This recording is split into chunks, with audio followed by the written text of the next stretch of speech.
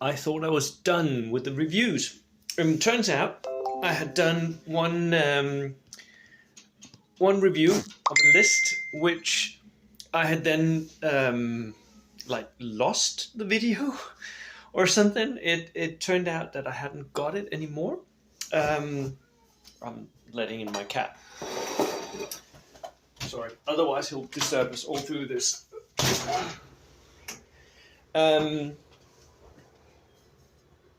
It's Mark who has joined the the apprenticeship in our WTC group. Mark is he's not a newer player. He's been playing Bold Action for quite some time, but he has never really gotten to play that many games, and he came to me one day and said that he wanted to get better at Bold Action. And I was like, okay, cool. I'll tutor you. So we did. We've been playing games, we've been talking strategy, we've been talking tactics, we've been training, and he came along to the Scottish Nationals, and he did well. He had 3 wins and 2 losses, I think that was it, against some very, very good players. So extremely well. I was extremely proud of him, of like the level he's gotten in a very short time is really impressive. So yeah, and he is coming to BYG as well. He's bringing his Japanese. He has a 16 orderized list, 1,000 points on the dot. And I'll talk you through the list, and it has many of the ideas that he's been working with, which is slightly unusual for Japanese lists, although it does have many of the elements that we know and expect from competitive Japanese, right? There are bamboo spearfighters, of course there are, but he has other things as well that makes it like different to what I've seen before. So he's bringing 2 platoons, regularly reinforced. Both of them have a 2nd lieutenant, which is the cheapest lieutenant you can buy in a Japanese list.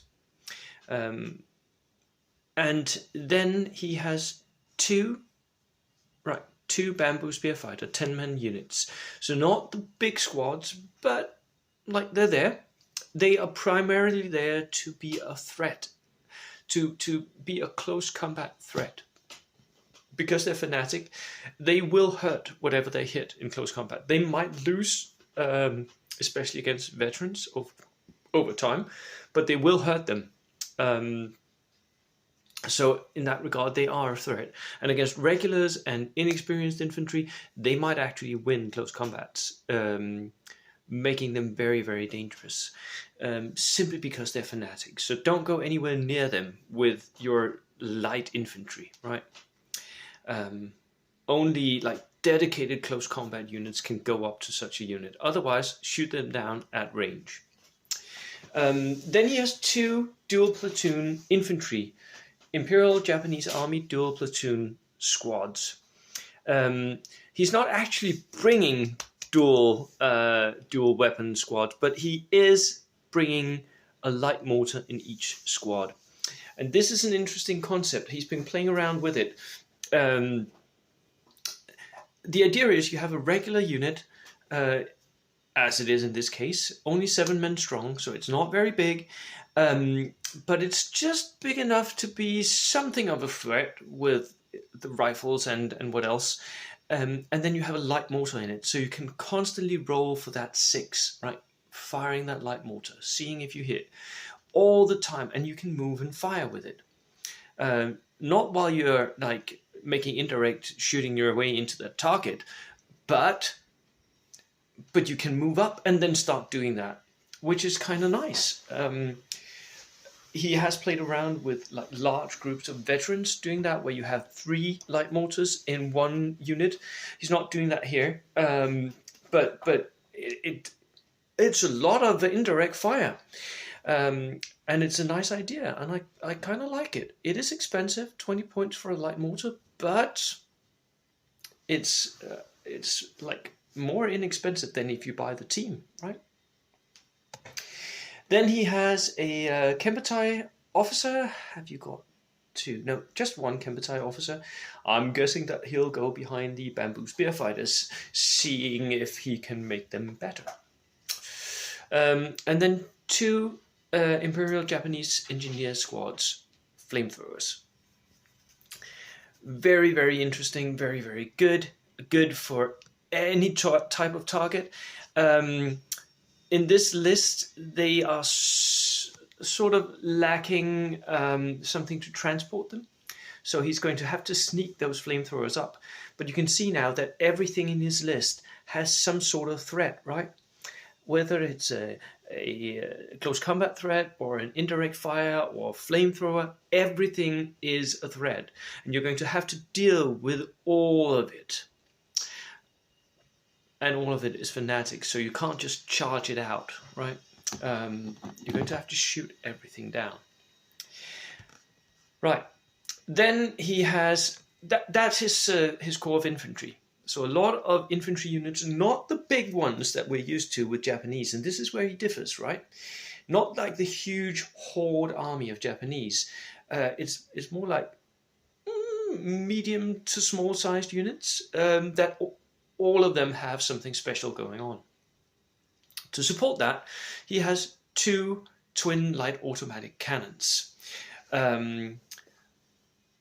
Which is interesting because he can't move into that line of sight, right? Because they are lying, they shoot directly, they're not indirect fire. So they're going to have a line to lie in ambush. But twin light autocannons, that's 4 shots from each of them.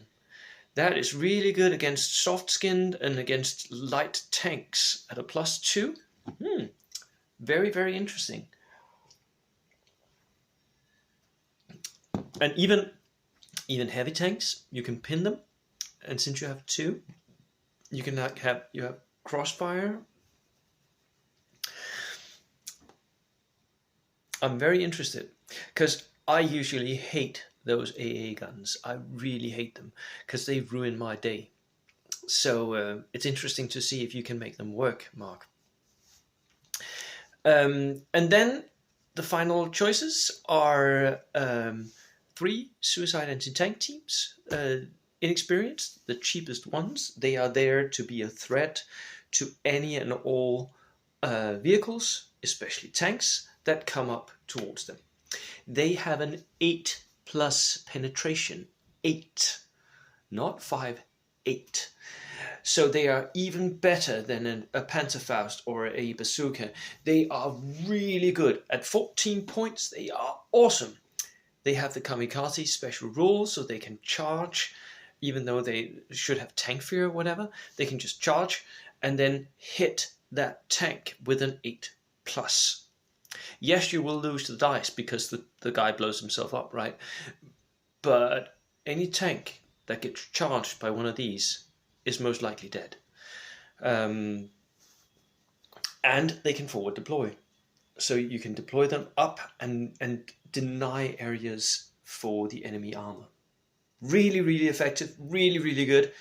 Difficult to get right because you have to move them up with sort of the last die of the turn. You have to move them up, and then you have to have the first die of the turn and run them in and kill something. Because if you don't do that, that tank will shoot you and kill you, right?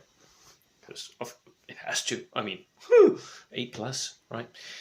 The final 2 choices are the armor choices. He has an SSKI armored work vehicle, which is a weird one. It's a 7+ vehicle. It is very flammable. It has a mine rake and bridging equipment. Not that I know where that would be used, but it's there. And then it has multiple flamethrowers. It has like a 360 pintle-mounted flamethrower,